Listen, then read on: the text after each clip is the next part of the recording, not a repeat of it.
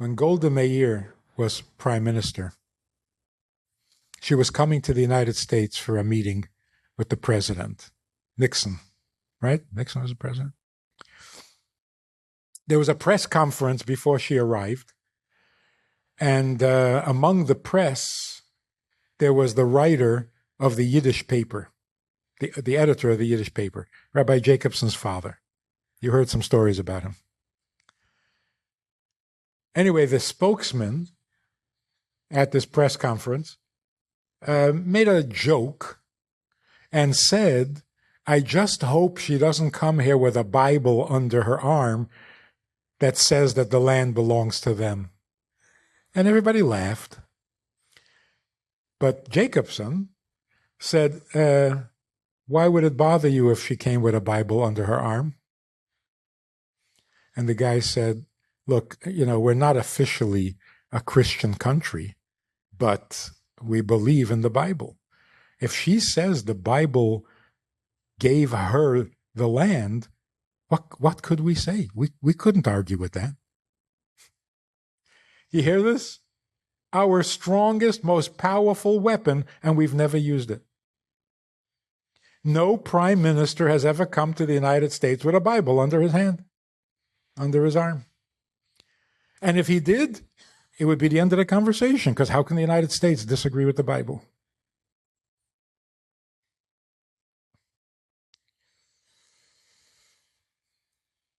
Jewish pride is the only thing missing now.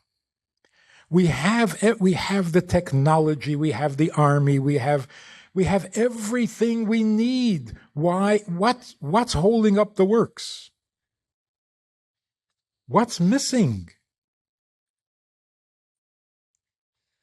A little Jewish pride. Now, the 6-Day War was cathartic.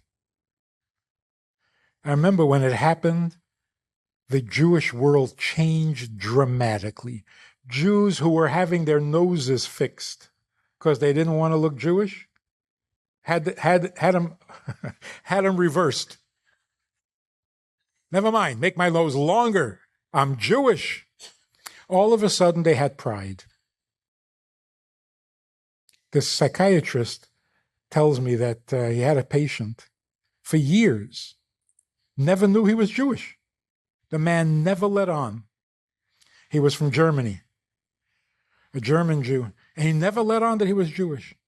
The day after the 6-Day War, he came to the office, and of course the psychiatrist is Jewish. He came to the office and he says, "Well, we show them, eh?" He says, "Who's we?" He says, "I'm Jewish." But what happened is that the 2,000 years of damage, I mean, we are damaged. How can you be abused for 2,000 years and not be damaged? So we're damaged. But the 6-Day War did something magnificent to our pride, and we stopped being ashamed of being Jewish. But now, if you look at all these books, famous Jews in history, who's who of Jewish, whatever, who are we proud of?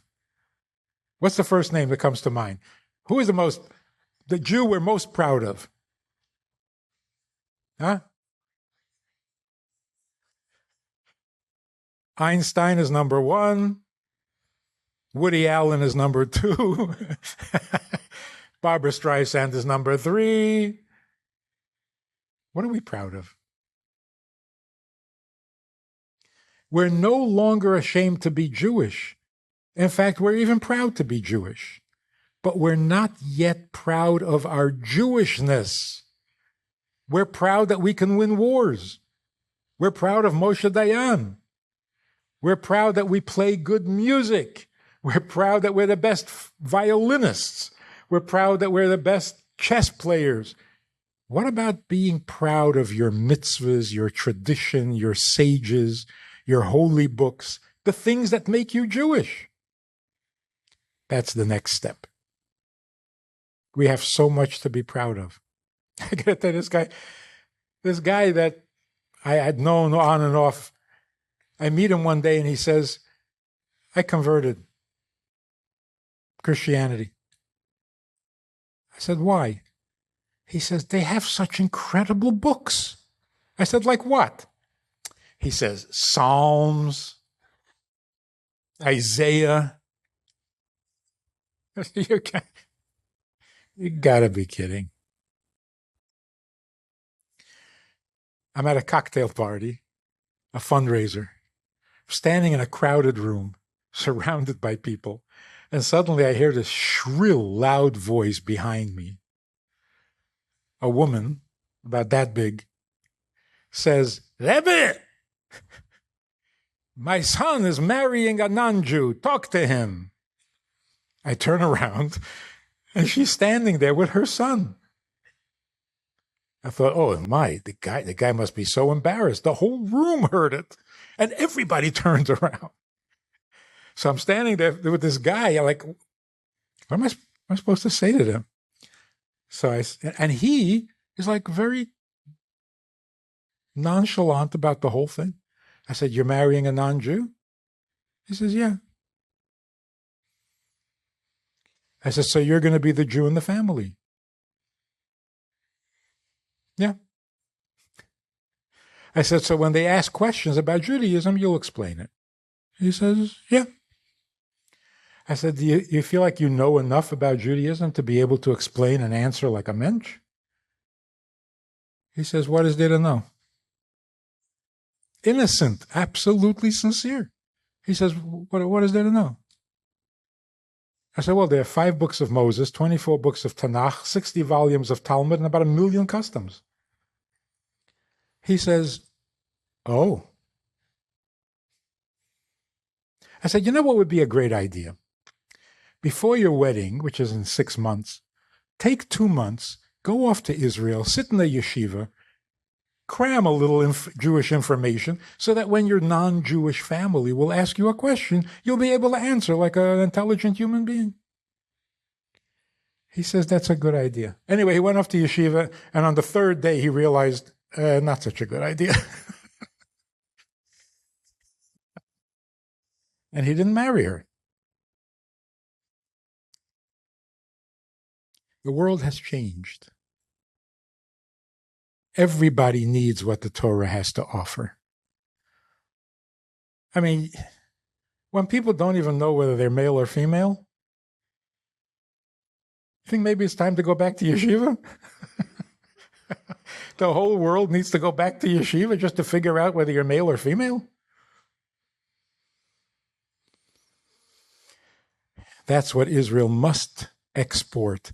But it doesn't have to be just the location called Israel, the people of Israel. We have to reclaim our pride. There is nothing greater, holier, more sane, and more moral than any of our sages. And we've had thousands. There is no better book anywhere in the world than the Torah book. Why are we ashamed?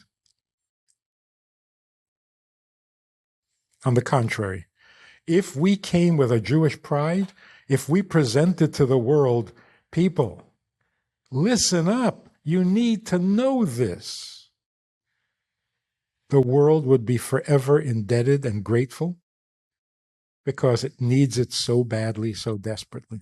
So what is mitzvah number 1 on the agenda today? Elevate Jewish pride. Not in how well we sing, or how well we pitch, or how well we play chess.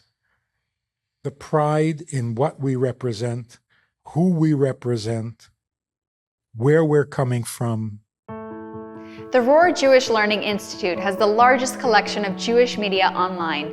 Hit subscribe for more.